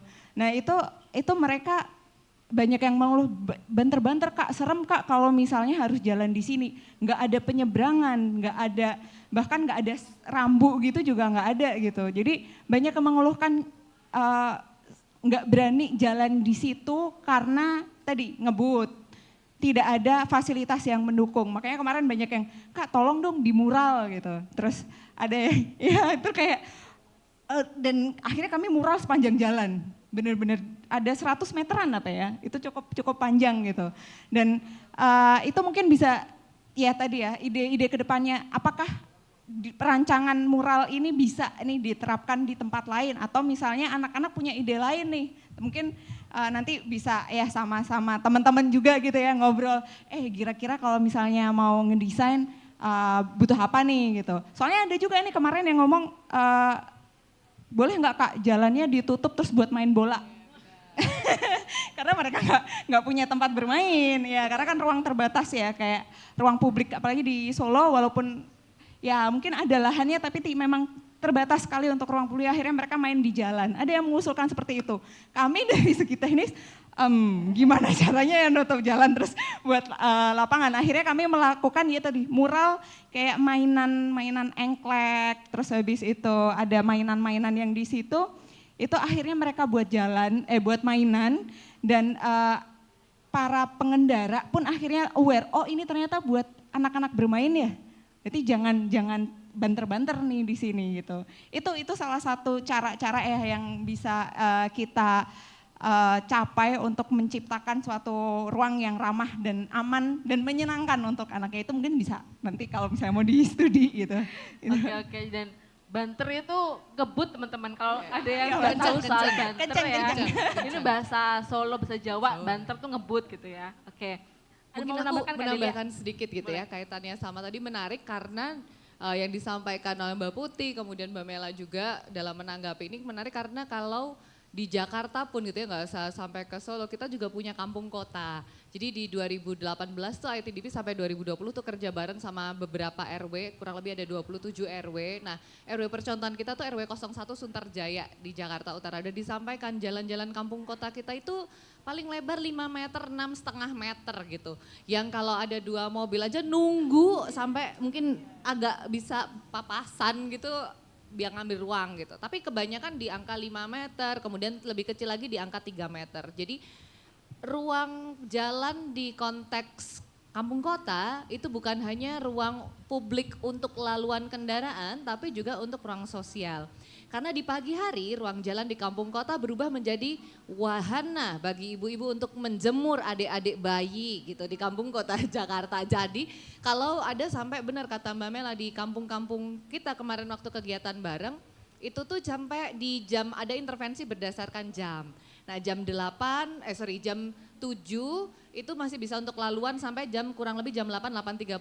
Nah 8.30 sampai jam 10 itu jalan ditutup, yang utama yang lebarnya 2,5 meter sampai 3 meter. Karena untuk berjemur, untuk anak-anak dan lansia olahraga, waktu itu di beberapa kampung tuh seperti itu. Nah intervensi kampung itu dilakukan sesuai dengan warganya mau usul apa gitu. Kayak tadi misalnya adik-adik, oh saya maunya setiap jam segini ditutup jadi lapangan bola pokoknya gitu. Atau yang di sini ditutup untuk tadi wahana berjemur atau kemudian jadi tempat untuk lansia tai chi tiba-tiba di situ tuh bisa kayak gitu. Nah berhubungan dengan manajemen kebutuhan lalu lintas, nah salah satu strateginya mungkin kalau tertarik untuk eksplorasi isu lebih jauh gitu ya dari perspektif anak-anak tuh gimana atau teman-teman pelajar tuh seperti apa, kita tuh punya kawasan rendah emisi. Jadi harapannya nanti di Jakarta, nah ini kan mau dibuat peraturannya juga gitu ya. Ada satu kawasan yang coba di-preserve gitu, di apa ya, kayak bukan dilindungi banget tapi kayak di keep gitu, disimpan supaya dia benar-benar menjadi kawasan yang emisinya itu atau kualitas udaranya itu jadi lebih baik karena emisi kendaraannya berkurang gitu. Dengan nanti kawasan itu dilayani optimum oleh transportasi publik, nah nanti penggunaan kendaraan bermotor pribadinya dikurangi gitu. Nah hanya saja memang beberapa isu terkait pembatasan ini itu kan kaitannya dengan lah gimana kalau bapak saya naik motornya untuk dagang, ada tinggal di situ gitu. Sementara kawasannya harus bersih gitu. Kalau naik Transjakarta bisa tapi kan dagangan ciloknya nggak bisa ikut masuk ke Transjakarta gitu. Meskipun berbelanjanya bisa naik mikrotrans gitu. Karena mikrotrans tadi sudah disampaikan hasil survei menunjukkan banyak pedagang pasar karena rutenya mikrotrans itu banyak lewatin pasar, rumah sakit gitu-gitu ya. Itu digunakan. Tapi ketika mau berdagangnya kadang-kadang masih ada kebutuhan kendaraan bermotor pribadinya. Nah, itu tuh yang masih jadi kita diskusi gimana supaya nanti kalau terjadi nih kebijakan pembatasan penggunaan kendaraan bermotor pribadi, ini tetap berkeadilan buat semua orang gitu, termasuk perempuan dan anak karena tadi jalannya kan kecil-kecil rumah. Nah, knalpot itu tuh langsung masuk ventilasi rumah karena jalan tadi bahkan yang di jalan kalau di belakangnya Sarina di belakangnya apa itu namanya Jalan Wahid Hashim, Agus Salim. Nah, itu tuh kan ada jalan-jalan, aduh aku lupa nama populernya apa ya. Sabang, di Sabang itu di belakang Sabang itu kan jalan-jalannya kan cuma 1,5 meter tuh lebarnya sampai 2 meter. Nah, itu tuh bener-bener yang knalpot motor tuh masuk ventilasi terhirup hidung bahkan sampai dapur gitu. Jadi bahkan di Jakarta itu kan kampung kota dapurnya bahkan di depan, di luar rumah gitu. Nah, itu tuh yang kita coba dampaknya kita kurangin. Nah, itu tuh yang mungkin menarik kalau komunikasinya dibawa ke sana. Oke, terima kasih Mbak Delia. Karena kita terbatas waktunya teman-teman, jadi tadi Mas yang tengah ya, Mas pakai topi putih sama yang Mbak yang pakai baju putih silakan bergantian gitu ya, mesti langsung ditampung dulu pertanyaannya nanti langsung dijawab oleh para narasumber gitu. Silakan Mas. Bismillahirrahmanirrahim. Assalamualaikum warahmatullahi wabarakatuh. Selamat siang teman-teman dan para narasumber dan moderator yang saya hormati dan saya sayangi. Pertama-tama saya mengapresiasi kepada ITDP yang telah menyelenggarakan acara Jakarta Urban Mobility Festival 2025 selama 3 hari berturut-turut ini. Nah, kebetulan saya baru datang pada hari ini karena merupakan hari terakhir. Perkenalkan, nama saya Faris Syarif. Saya ini kebetulan pelanggan Transjakarta ya, pelanggan setia Transjakarta dari Jakarta Timur atau lebih tepatnya di Rawamangun. Saya ingin bertanya kepada Ibu Mayang Sari dari Transjakarta. Nah, kebetulan ini kan mengenai Ibu yang tadi sudah Ibu bicarakan mengenai halte, mengenai armada unit, termasuk layanan mikrotrans itu, beberapa halte mungkin ada yang kurang ramah gitu loh, kurang ramah dengan disabilitas, kurang ramah dengan lansia, anak-anak gitu. Apa tidak ada program untuk revitalisasi halte sehingga kan beberapa tahun yang lalu kan Transjakarta gencar-gencarnya revitalisasi halte di beberapa halte BRT. Nah, yang jadi pertanyaan, apakah nantinya revitalisasi halte BRT ini akan dilanjut atau seperti apa nantinya? Dan yang saya agak sayangkan seperti ini yaitu mengenai layanan mikrotrans ya. Untuk layanan mikrotrans sepertinya untuk penempatan bus stop ya. Penempatan bus stop itu mungkin ada sebagian yang ngeluh atau yang komplain kok jaraknya jauh gitu dari rumah atau dari pasar atau dari area tempat dagang atau kantor gitu. Nah, mungkin itu saja yang dapat saya sampaikan. Terima kasih. Wassalamualaikum warahmatullahi wabarakatuh. Oke, waalaikumsalam. Mas Farid ya? Mas, oh Reza. Oke, Mas Reza. Kita simpen dulu ya. Yang ketiga silakan Mbak yang pakai baju putih. Ya, baik. Terima kasih atas kesempatannya. Assalamualaikum warahmatullahi wabarakatuh. Nama saya Kirana Sekar. Saya dari Malang sebenarnya, tapi sekarang sedang bekerja di Jakarta. Kebetulan mungkin cerita sedikit, minggu lalu saya jalan-jalan pagi gitu di tempat Eco Park, lalu tiba-tiba kelihatan nih satu armada yang tulisannya disabilitas gitu, karena cuma lewat doang, nggak bisa membaca secara teliti. Terus ternyata setelah mendengarkan penjelasan dari Bu Mayang Sari, ternyata itu adalah Transjakarta Cares begitu. Saya cukup tertarik dengan layanan ini karena kebetulan saya sempat melakukan riset kecil-kecilan juga berkaitan dengan DRT, Demand Responsive Transport, yang mana tujuannya adalah untuk mensupport GESI atau Gender Equality dan Social Inclusion. Pertanyaan saya adalah sebenarnya apakah Transjakarta Cares ini atau di mana sih Transjakarta Cares ini beroperasi? Apakah mereka standby di dekat 55 halte tadi yang sudah disebutkan yang ramah disabilitas, dan juga bagaimana sejauh ini antusiasme atau feedback dari performance layanan ini. Apakah sudah banyak pelanggannya atau apakah perlu lebih banyak exposure terkait layanan ini. Mungkin itu pertanyaan saya, tapi saya mau menyampaikan juga apresiasi, terima kasih Transjakarta sudah mengintegrasikan live tracker untuk bus dan Jaklingko di Google Maps, itu sangat membantu sekali. Terima kasih. Oke, terima kasih Kak Kirana. Oke, tadi ada 2 pertanyaan ya ke Bu Mayang ya, terkait dengan soal revitalisasi, apakah akan dilanjut, terus juga soal mikrotrans yang bus stopnya tuh kayak jauh gitu Bu, dari rumah, dari pasar, dari ini gitu jauh. Terus juga tadi dari Kakak Kirana itu juga soal Transcare, lebih ke ini ya mekanismenya, apakah beroperasinya itu standby di satu pool gitu atau harus ditelepon dulu baru bisa datang. Terus juga selama berjalan itu bagaimana feedback atau antusiasme itu seperti apa gitu Bu?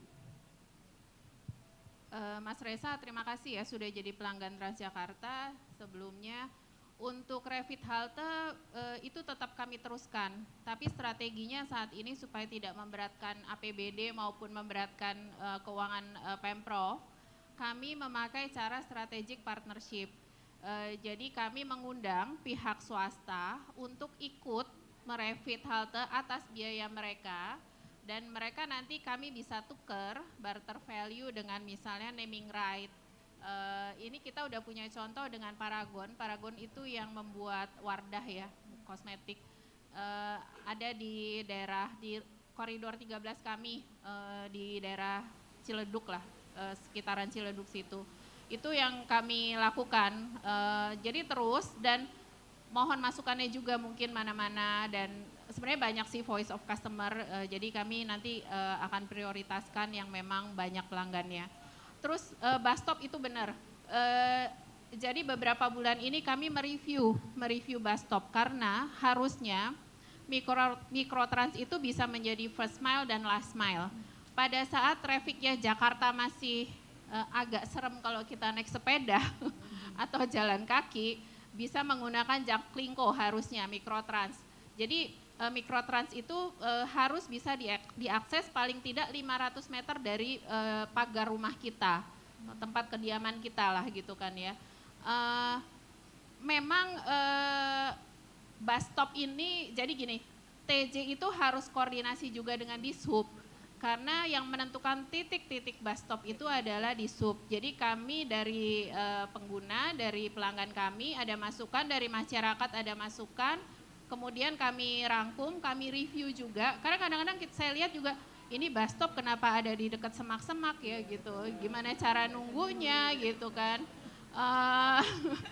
Iya maksudnya kami sadar ya, maksudnya itu masih terjadi. Saat ini ada 7.500 bus stop, jadi dari awal tahun ini kami melakukan review. Tapi masukan dari Mas Reza sangat bagus karena memicu kita untuk mempercepat proses review tersebut. Kemudian satu lagi dari Kak Kirana ya, dari Kak Kirana Transcare. Transcare sekarang memang unitnya masih terbatas, baru ada 23 apa 16 ya saya lupa. Ada berapa ya? 23 ya. Jadi harus dipesan Mbak, paling tidak 1 hari sebelumnya harus dipesan ke kontak senternya kami, nanti kami akan jemput di titik yang memang sudah. Jadi Transcare ini bukan ambulans ya, jadi Transcare ini untuk membawa disabilitas dan lansia yang mungkin memerlukan, bisa dipakai untuk kursi roda. Harusnya nanti kami tambah, itu juga tidak ada, itu gratis, tidak ada charge-nya. Harusnya kami tambah, tapi kami juga butuh waktu untuk melatih si pramudinya, karena dia harus bisa menolong dan juga punya pengetahuan karena yang dibawa adalah disabilitas. Itu kalau untuk Transcare. Mudah-mudahan nanti bisa tambah dengan kita mencoba strategic partnership lagi dengan pihak swasta gitu Mbak. Oke, Ibu untuk disabilitasnya itu apakah fisik aja atau ada disabilitas lain yang bisa Transcare? Terbatas di fisik yang harus pakai kursi roda atau bisa juga Oh bisa yang Bisa lain yang lain bisa ya? Iya, jadi lansia juga banyak pakai. Lansia tuh kadang minta dijemputnya bukan untuk kadang untuk ke rumah sakit atau ke halte yang terdekat ya untuk dia bisa nerusin dengan Transjakarta atau ke ke rumah ibadah itu juga bisa.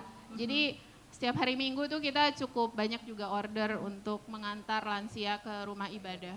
Untuk wilayahnya apakah Jakarta? Jakarta. Semuanya ya Bu ya? DKI Jakarta DKI lah Jakarta ya?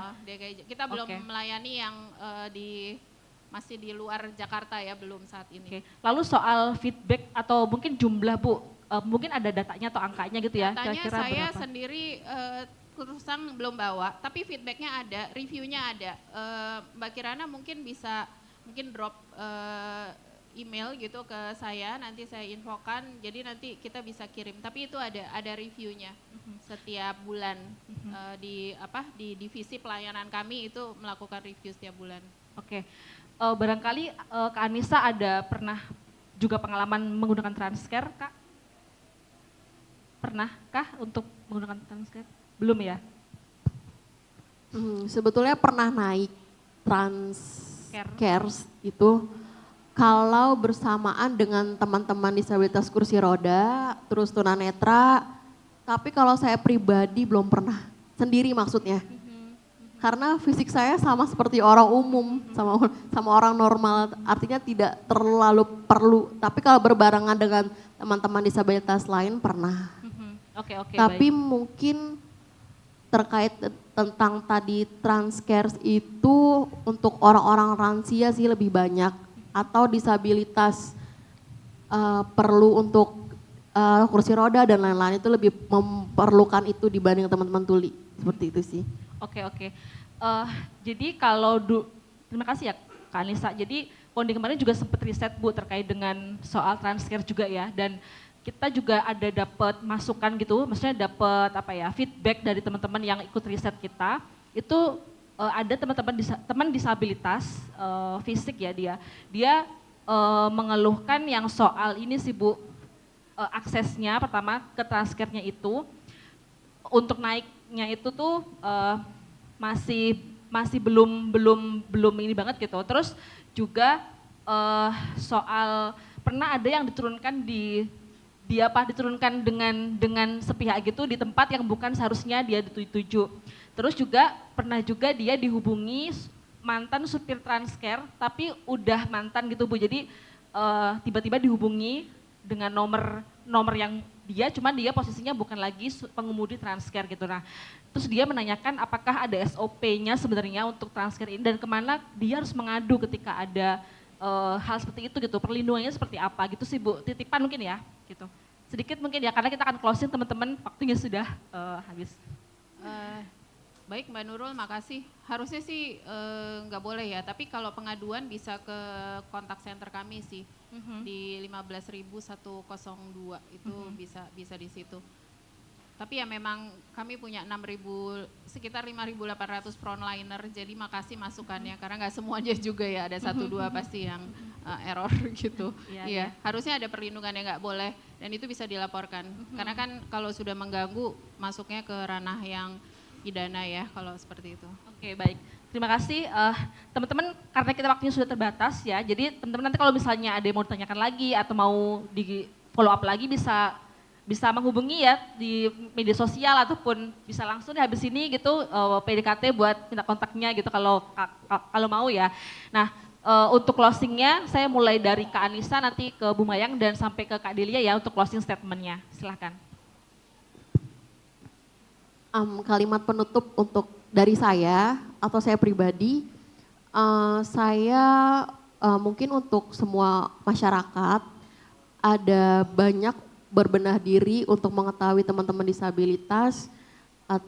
Tidak semua disabilitas itu dari lahir, tapi mungkin ada yang dari kecelakaan, ada teman-teman disabilitas yang masih berjuang, bagaimana cara memberikan akses yang inklusif, mengadvokasi, memberdaya, yang berproses, tapi umumnya jangan menyamaratakan disabilitas itu semua sama. Semua itu memiliki dukungan dan memiliki kesetaraan yang sama.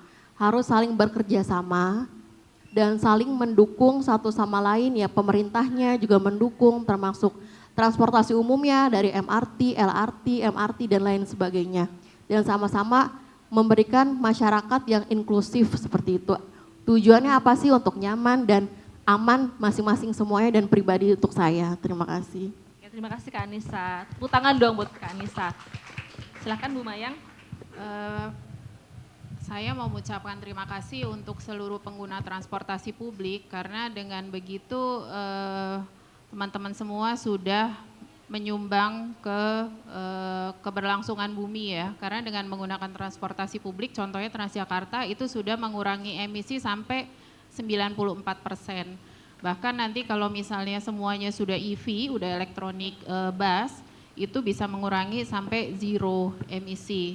Jadi saya berterima kasih juga untuk masukannya ke Transjakarta. Yang pasti Transjakarta berkomitmen untuk menyediakan transportasi yang juga mengakomodir GETSI ya. Jadi gender, semua gender termasuk juga untuk yang disabilitas. Demikian. Oke, terima kasih. Tepuk tangan dong untuk Bu Mayang. Oke, silahkan Kak Putih. Kalau dari saya sangat appreciate sama tipe acara yang festival seperti ini di mana kita bisa ketemu lintas stakeholders gitu. Karena kan nggak mungkin semua jadi tanggung jawabnya Bu Mayang dan teman-teman ya. Jadi maksudnya soal transportasi publik ini benar-benar berkelindan dengan banyak hal.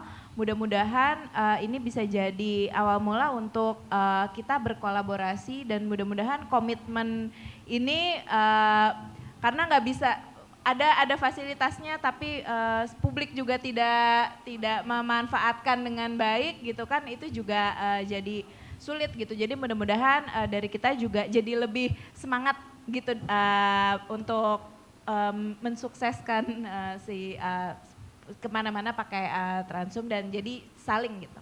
Terima kasih. Oh ya, tadi ada free bis ya Kak ya, Kak Putih? Wah, jadi malu. Promosi maksudnya, mumpung ada waktu.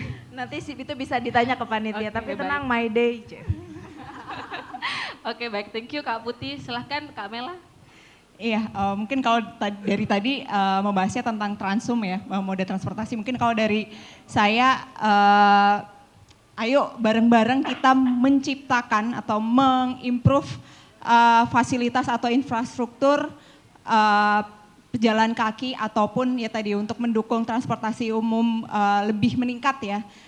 Mari kita lakukan ini bersama-sama secara kolaboratif dengan berkomunikasi bersama-sama karena tadi seperti yang sudah saya sebutkan ini berlayer, tidak cukup hanya dari satu, bahkan kalau misalnya pengalaman dari Street for Kids banyak hal-hal yang sepertinya perlu dikonfirmasi kayak misalnya dari anak-anak inginnya A tapi dari orang tua inginnya B. Nah, itu perlu dikomunikasikan dengan baik dan ini tidak cukup hanya dengan satu usaha, bisa dengan banyak usaha dan mungkin salah satunya dengan kalau saya bahasanya tactical urbanism. Kalau misalnya teman-teman mungkin bisa kayak ya kita trial error dulu lah gitu untuk menemukan nih mana sih perencanaan dan perancangan yang ramah untuk kelompok rentan, terutama mungkin kalau di sini perempuan dan anak-anak ya dan teman-teman disabilitas, karena dengan begitu ini akan menjadi aman dan nyaman dan menyenangkan untuk semua.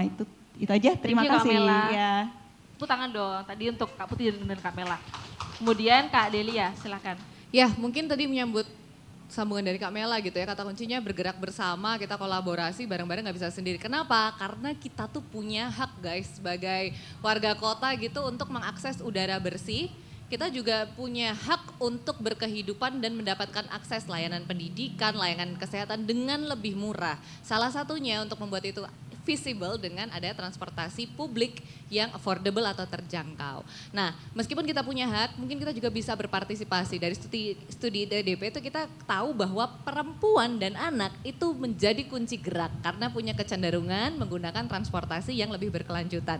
Dan punya kecenderungan, punya pengaruh di lingkungan keluarga dan tempat tinggalnya. Jadi, kalau teman-teman di sini perempuan pingin dapat lebih banyak akses, aku rasa di sini aku encourage untuk kita bisa channeling, networking gitu ya, saling kenalan. Siapa tahu kita bisa ngelakuin apa gitu untuk bisa berbuat sesuatu kontribusi mendukung program-program baik dari kota. Sekaligus melakukan tuntutan dari apa yang bisa kita lakukan kepada kota.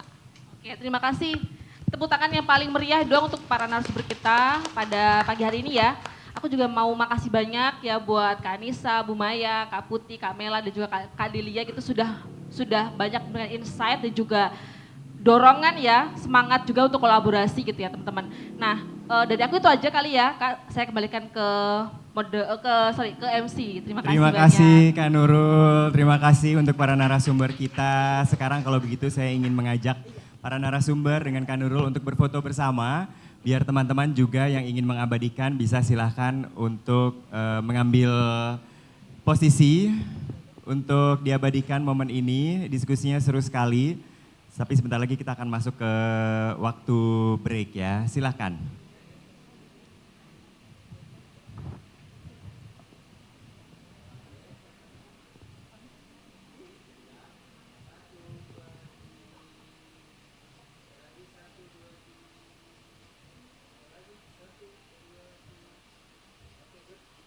Sudah? Baik, terima kasih teman-teman narasumber, terima kasih juga Kak Nurul, terima kasih semuanya.